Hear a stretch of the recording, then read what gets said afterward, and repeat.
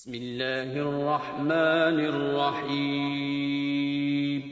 शुरू अल्लाह का नाम लेकर जो बड़ा मेहरबान निहायत रहम वाला है।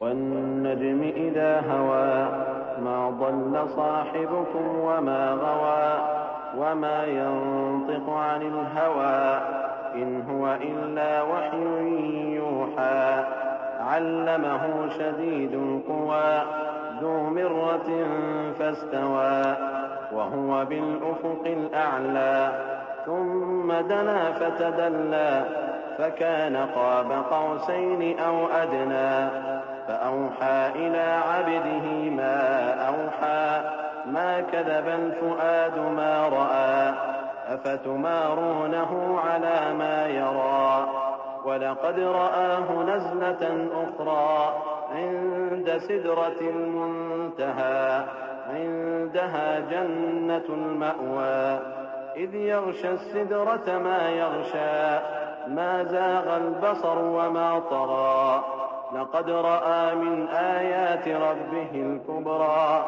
أفرأيتم اللات والعزى ومناة الثالثة الأخرى ألكم الذكر وله الأنثى تلك إذا قسمة ضيزى إن هي إلا أسماء سميتموها أنتم وآباؤكم ما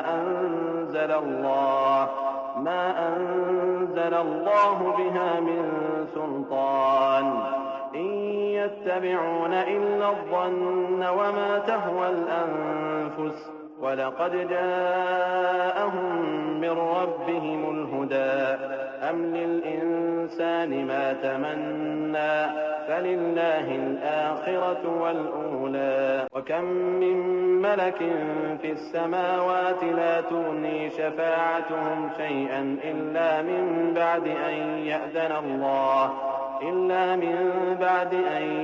الله لمن يشاء ويرضى إن الذين لا يؤمنون بالآخرة ليسمون الملائكة تسمية الأنثى وما لهم به من علم إن يتبعون إلا الظن وإن الظن لا يغني من الحق شيئا فأعرض عمن تولى عن ذكرنا ولم يرد إلا الحياة الدنيا ذلك مبلغهم من العلم إن ربك هو أعلم بمن ضل عن سبيله وهو أعلم بمن اهتدى ولله ما في السماوات وما في الأرض ليجزي الذين أساءوا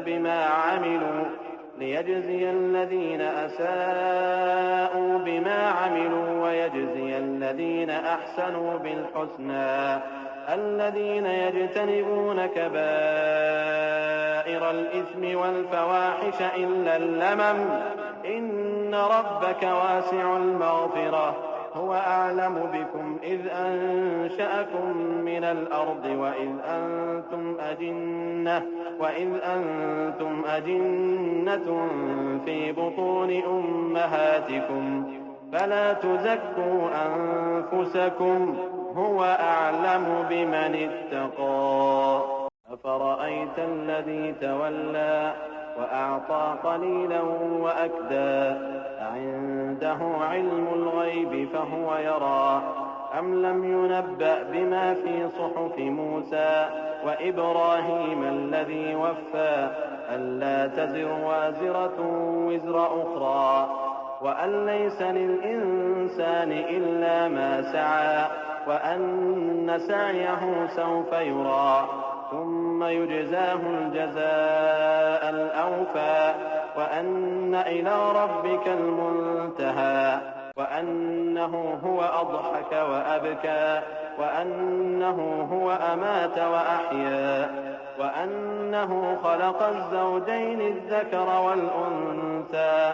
من نطفة إذا تمنى وأن عليه النشأة الأخرى وأنه هو أغنى وأقنى وأنه هو رب الشعرى وأنه أهلك عادا الأولى وثمود فما أبقى وقوم نوح من قبل إنهم كانوا هم أظلم وأطغى والمؤتفكة أهوى فغشاها ما غشى فبأي آلاء ربك تتمارى هذا نذير من النذر الأولى أزفت الآزفة ليس لها من دون الله كاشفة أفمن هذا الحديث تعجبون وتضحكون ولا تبكون وأنتم سامدون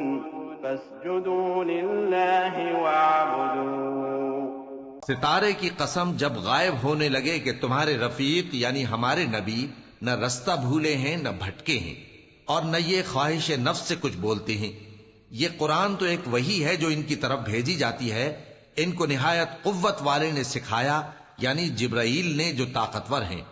پھر وہ پوری طرح بیٹھے جبکہ وہ آسمان کے اونچے کنارے پر تھے. پھر وہ قریب ہوئے, پھر مزید نیچے آ گئے تو وہ 2 کمان کے فاصلے پر ہو گئے یا اس سے بھی کم. پھر اللہ نے اپنے بندے کی طرف جو حکم بھیجا سو بھیجا. جو کچھ انہوں نے دیکھا ان کے دل نے اس کو جھوٹ نہ جانا. کیا جو کچھ وہ دیکھتے ہیں تم اس میں ان سے جھگڑتے ہو؟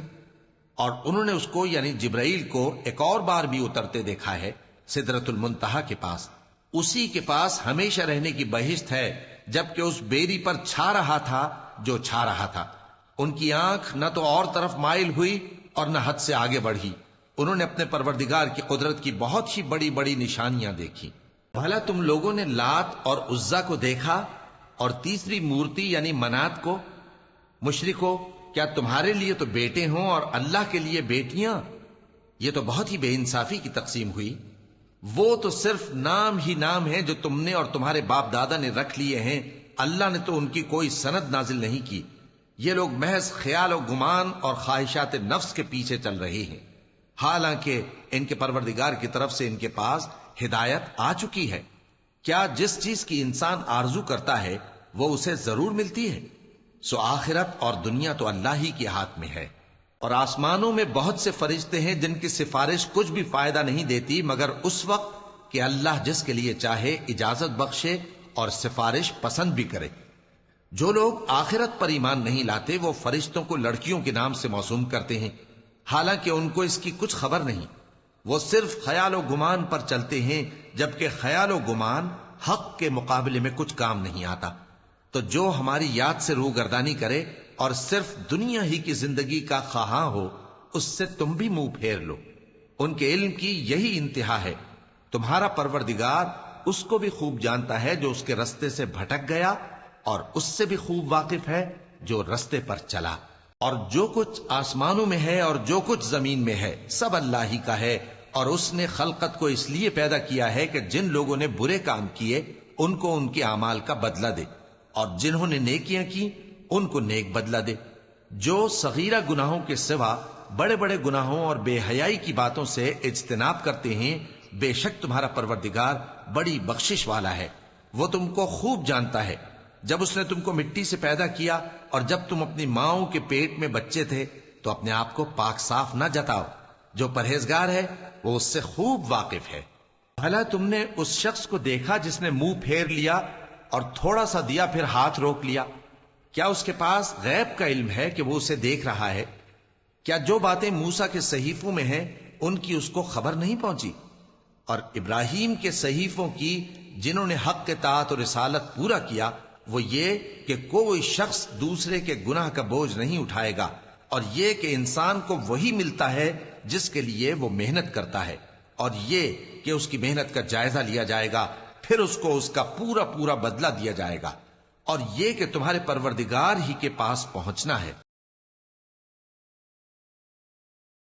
اور یہ کہ وہی دونوں جوڑے یعنی نر اور مادہ پیدا کرتا ہے یعنی نطفے سے جو رحم میں ڈالا جاتا ہے اور یہ کہ قیامت کو دوبارہ اٹھانا اسی کا ذمہ ہے اور یہ کہ وہی دولت مند بناتا اور وہی مفلس کرتا ہے اور یہ کہ وہی شیرا نامی تارے کا بھی مالک ہے، اور یہ کہ اسی نے عاد اول کو ہلاک کر ڈالا اور سمود کو بھی، غرض کسی کو باقی نہ چھوڑا، اور ان سے پہلے قوم نوح کو بھی۔ کچھ شک نہیں کہ وہ لوگ بڑے ہی ظالم اور بڑے ہی سرکش تھے، اور اسی نے الٹی ہوئی بستیوں کو دے پٹکا، پھر ان پر جو چیز چھا گئی سو چھا گئی۔ تو اے انسان، تو اپنے پروردگار کی کون کون سی نعمت پر جھگڑے گا؟ یہ پیغمبر بھی پہلے کے خبردار کرنے والوں میں سے ایک خبردار کرنے والے ہیں۔ آنے والی یعنی قیامت قریب آ پہنچی، اس دن کی تکلیفوں کو اللہ کے سوا کوئی دور نہیں کر سکے گا۔ اے کافرو، کیا تم اس کلام پر تعجب کرتے ہو اور ہنستے ہو اور روتے نہیں؟ اور تم غفلت میں پڑے ہو تو اللہ کے آگے سجدہ کرو اور اسی کی عبادت کرو۔ چونکہ آیت سجدہ تلاوت کی گئی ہے، لہذا سامعین پر سجدہ واجب ہے۔